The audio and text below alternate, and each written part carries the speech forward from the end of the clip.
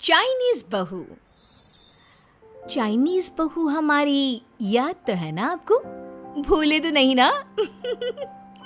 हाँ भाई, थोड़ी देर में ही सही, लेकिन चाइनीज बहू की कहानी आ ही गई। क्या हो रहा है ये देश में?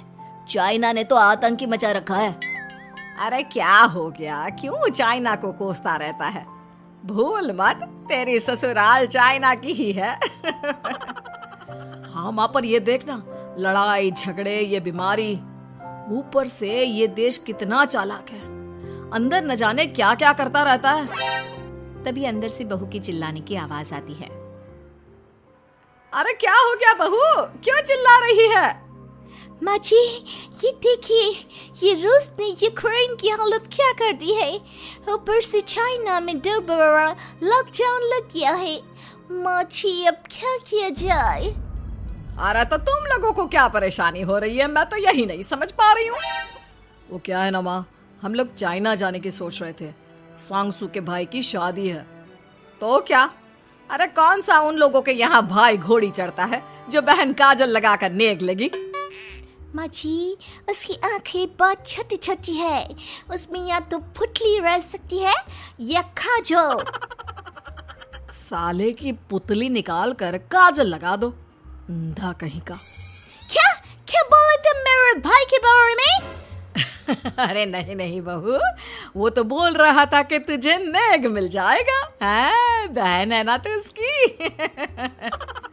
नहीं नहीं माँ जी, मैं सब समझती, ये मेरे भाई का मजाक बनाते रहते।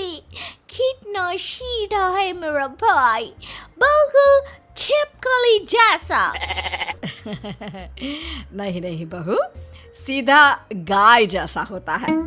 सही पकड़े हैं माँ जी। हाँ, तो मेरे भाई की शादी है, मैं चाइना जरूर जाऊंगी। तभी एक पड़ोसन आ जाती है। अरे नहीं नहीं बहू, तू कहीं ना जा, हम लोगों का मन कैसे लगेगा तेरे बिना। ले बहू, तेरे भाई के लिए ये शॉल रख ले, हमारी तरफ से गिफ्ट कर देना। अरे सब कितने अच्छे हैं, मेरी चाइनीज बहू को कितने प्यार से तुम लोगों ने एक्सेप्ट कर लिया। सच में बड़ी भाग्यशाली हूँ मैं। कैसी बात कर रही है? ये तो हम लोगों के देश की खूबसूरती है कि हर किसी को दिल से अपना लेते हैं, बस वो भी दिल से हमें अपना समझे। कैसी बात कर रही है आंटी जी? मेरे लिए आप सब सासू माँ जैसी ही हैं। मुझे भारत बहुत अच्छा लगता है, ये सबसे अच्छा देश है, मेरा भारत महान।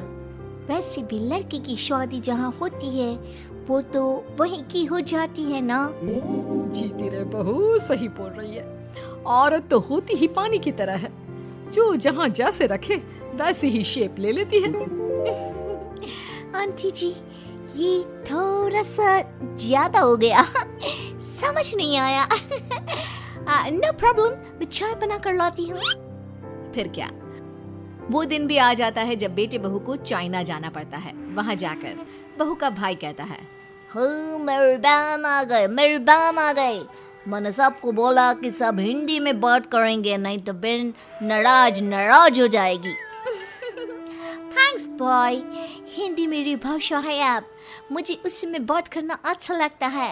आपने जीजा जी से मिलो। ओ बहन, तुम अंदर चलो। सभी बहू को अंदर लेकर चले जाते हैं, लेकिन सांगसू का पति, वो तो बेचारा चाइना के ससुराल के आंगन में अकेला खड़ा रहता है। काफी देर तक जब कोई उसे नहीं पूछता तो वो माँ को घर पर फोन करता है। हाँ बेटा, पहुँच गए ना कुशल मंगल? हाँ माँ, लेकिन सांगसू पता नहीं कहाँ है, वो तो अंदर गई है, तब से बाहर आई ही नहीं। अरे कैसी बात कर रहा है? तो तू अंदर चला जा, तू बाहर क्यों है? अरे दामाद है तू वहाँ का, उन लोगों ने तुझे बिठाया, चाय पानी कुछ नहीं पूछा? नहीं ना माँ। तभी सामने से सांगसू आती है। क्यों आप अभी तक तैयार नहीं हुए? और ये बैग लेकर क्यों कमरे से बाहर आए? इसे वहीं रख देते। कमरा? कौन सा कमरा? अरे कैसी बात कर रही हो? जब से तुम अंदर गई हो मैं बाहर ही तो खड़ा हूँ। बहू को बहुत हैरानी होती है और गुस्सा भी आता है। तभी उसका भाई और माँ आ जाते हैं। और सांगसू, अंदर खाना लग गया है। पहले ये बताओ कि मेरे पति को किसी ने खाना या पानी क्यों नहीं पूछा? वो भारत से ससुराल पहली बार आया है, वो भी मेरे कहने पर। उनकी इज्जत क्यों नहीं की? देख बेटी, तूने जबरदस्ती जिद में शादी की थी तो हम लोगों ने कर दी, लेकिन अब तुम ये सोचो, पूरी चाइना में मैं इस इंडियन को अपना दामाद बताऊं? So sorry. हाँ संगसू, और तुम भी चुप रहना, नहीं तो वो लोग मेरी शादी तोड़ देंगे। ओह, ऐसी बात है। कोई बात नहीं, मैं बाहर होटल में रह लेता हूँ, तुम वही करो जो ये लोग चाहते हैं। कैसी बात कर रहे हो? शादी के बाद पति जैसा भी हो, जो भी हो, पति होता है। वैसे भी तुम्हारे पूरे परिवार ने, सबने बिना सोचे मेरा साथ दिया, मुझे एक्सेप्ट किया, प्यार किया। मैं अपने देश में आपको अकेला कैसे छोड़ सकती हूँ? ये हिंदी फिल्म का ड्रामा बंद करो, मैं अब ये बर्दाश्त नहीं करूँगी। चुपचाप अंदर चलो, नहीं तो ये शादी वादी यहीं खत्म करके इसे अकेले ही इंडिया जाना पड़ेगा। कैसी बात कर रही हो माँ? ये मेरे पति हैं। नहीं था, हम लोगों ने यहाँ वकील को बुला लिया है, जिसके बाद अब तेरा तलाक करा के हम यहाँ के चाइनीज लड़के से तेरी शादी करा देंगे। अरे कैसी बात कर रहे हो? हम तो यहाँ तुम्हारी शादी के लिए आए थे। नहीं, मैं सांगसू के बिना नहीं रह सकता हूँ।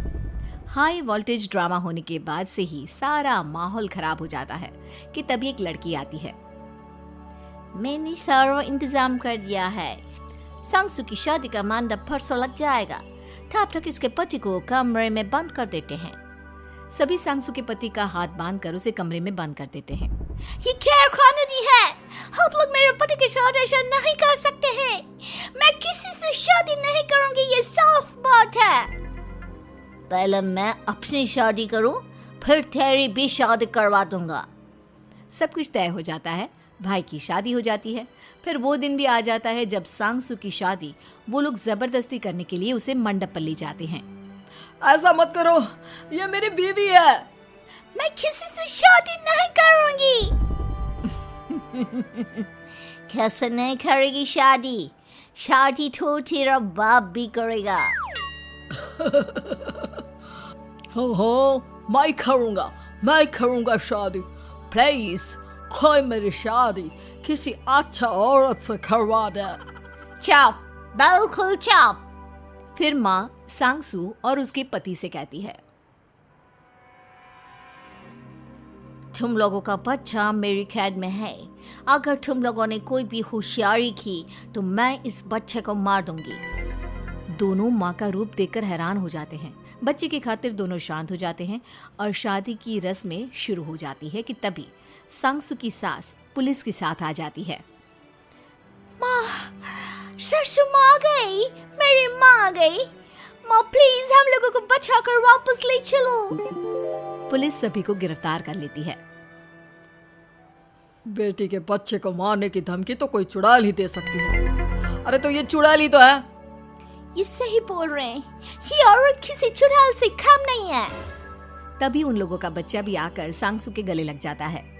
माँ, तू सही समय पर आ गई, लेकिन तुझे कैसे पता चला कि यहाँ ये सब हो रहा है? बेटा, ये चाइनीज लोग ना होते ही धोखेबाज हैं। इन लोगों पर मुझे भरोसा नहीं था, इसलिए मैंने तेरे फोन को हमेशा के लिए मेरे फोन से अटैच कर दिया था, जिससे तेरे आसपास होने वाली सारी बात मैं सुनती रहूं। उस दिन भी मेरी तेरी बात हो रही थी तो तेरा फोन ऑन था, मैं सब समझ गई थी। मुझे माफ कर दो।